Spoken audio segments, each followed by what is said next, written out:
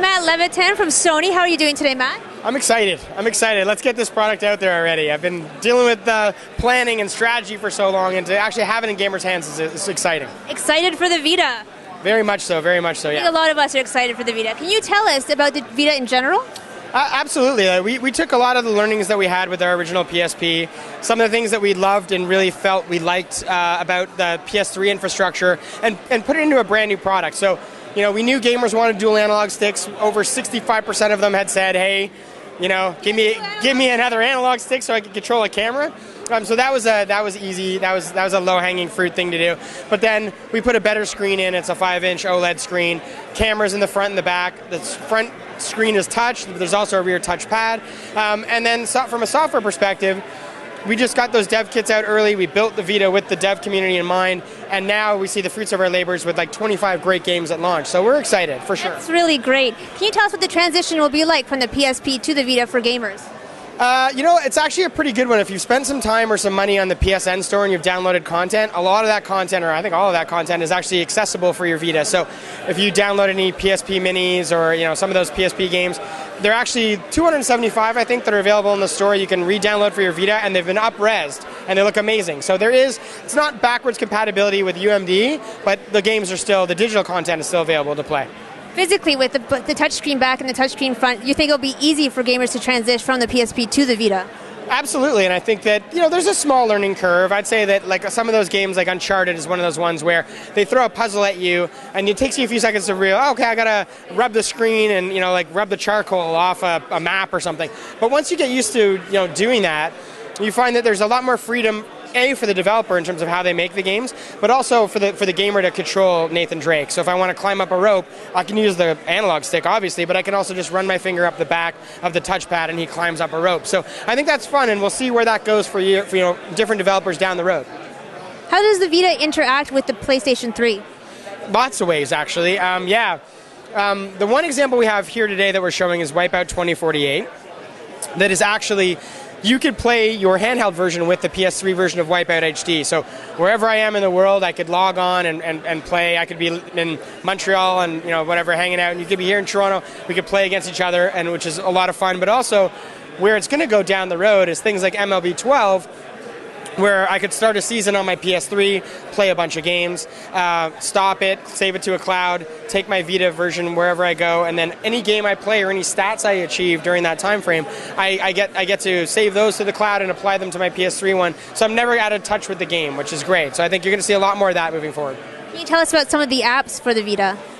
Sure, yeah. We have kind of the most important ones out of the gate. We have Facebook, Twitter, Foursquare, Netflix will be available at launch. So a lot of the ones you'd expect, some of the more popular ones, but we don't want to stop there. We think we're going to really grow that list of apps over the next couple of years so that you really feel that whatever it is that you need an app for, it's going to be available to you. And whether it's streaming content, music subscription services, whatever it is that you may need, you will have a solution for you on Vita. Can you tell us about some of the launch titles for the Vita? My favorites, or just in general, I do mention Uncharted a lot. It's as well you should. It's hard not to. It's to have a game of that caliber like right out of the gate on day one is pretty impressive. But there's a bunch of sleepers hits that I love. I love Luminous Electronic Symphony. I've always loved that franchise. I find it my favorite puzzle game for sure.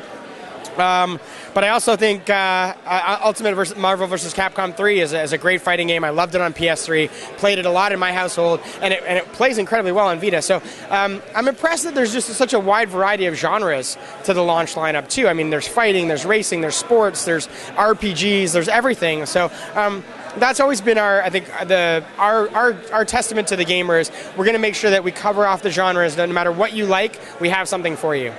Will gamers be able to interact with each other via Wi-Fi? Absolutely. All of that, the functionality, whether it be Wi-Fi, 3G, GPS, are all built into different applications like Near. So Near is something where if I turn on my Vita, it will tell me who's in my area that may be playing the same game. If I want to challenge them to a game, or maybe I just want to send them a friend's request, or just drop them off a gift of some kind. Maybe I find a weapon or something I want to give them. So things like that, I think, allow you to stay connected with your gamer friends, even outside of things like Facebook. It allows you kind of to build your community within your PSN group. Speaking about 3G, has there been any news about the 3G Vita for Canada? No news yet. No news yet. We are going to bring that 3G unit to Canada. There's a couple different factors. We're working with the telco to test it, and we're also trying to assess the demand for 3G. We think it'll be high, but we want to make sure that we bring 3G to the market when there's content that really, I think, applies to it. And I think, you look at an example like Call of Duty, like it's a $1 billion franchise. I'm playing Call of Duty at home. I'm getting all my XP. And to be able to take Call of Duty with me wherever I go on my Vita with a 3G signal, I mean, that's going to be a strong proposition for people. So, the goal is to get it out this year, and hopefully I'll have some more information soon. Is the Vita just for gamers? Ooh, good question. I never had it directed at me like that. No, but we certainly do position it as a games machine first and foremost. I mean, we find, even with PS3, when it was a Blu-ray player, people are like, can you buy it for movies? I'm like, yeah, you can buy it for movies, but, if you don't get that gaming audience first, you can't get them 2 or 3 years down the road. You need to be a legitimate gaming device right out of the gate. But because it streams Netflix, and because you can buy a memory card that I can put all my music and all my movies and all my photos on, you could never play a game and probably still really enjoy it, but that seems kind of strange when there's games like Uncharted. Why would you do that? But yeah, you could. Thank you so much, Matt. Thanks, guys. Thank you.